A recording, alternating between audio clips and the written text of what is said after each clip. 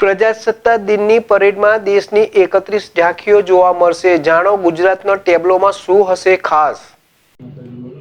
પ્રજાસત્તાક દિવસની પરેડમાં દેશની 31 ઝાંખી જોવા મળશે. જાણો ગુજરાતના ટેબ્લોમાં શું હશે ખાસ. પ્રજાસત્તાક દિનને હવે વેઢે ગણાય તેટલા દિવસો બાકી છે, ત્યારે આ દિવસે દિલ્હીની પરેડમાં ગુજરાત સહિત દેશની વિવિધ 31 ઝાંખીઓ પ્રદર્શિત કરવામાં આવશે. આ વખતે ગુજરાતના ટેબ્લોમાં ખાસ છે.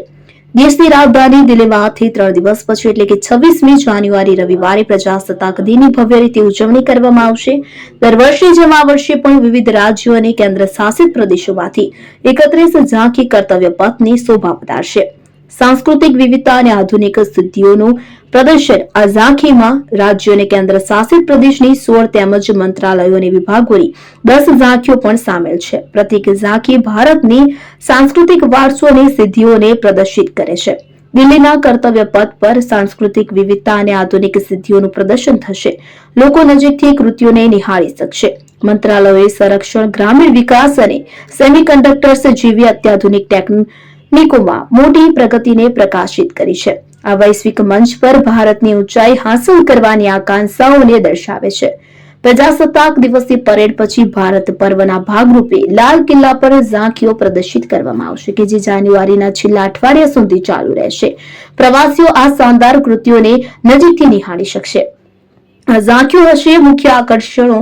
આ વખતે ઉત્તર પ્રદેશ, ગુજરાત અને ગ્રામીણ વિકાસ મંત્રાલય ઉપરાંત અન્ય ઘણા રાજ્યો અને મંત્રાલયો ભારતની વિવિધતા અને પ્રગતિને દર્શાવવા માટે ભાગ લઈ રહ્યા છે. ઉત્તર પ્રદેશનું મહાકુંભ, ગુજરાતની સ્ટેચ્યુ ઓફ યુનિટી અને ઔદ્યોગિક વિકાસ અને પ્રગતિ તેમજ ગ્રામીણ વિકાસ મંત્રાલયની લખપતિ દીદી જેવી ઝાંખીઓ મુખ્ય આકર્ષણો રહેશે. ગ્રામીણ વિકાસ મંત્રાલયની લખપતિ દીદી ઝાંખી દિલ્હીની પરેડમાં ગ્રામીણ વિકાસ મંત્રાલયની કેન્દ્ર સરકારની લખપતિ દીદીની ઉજવણી કરતી એક હૃદયને સ્પર્શી જાય તેવી ઝાંખી જોવા મળશે.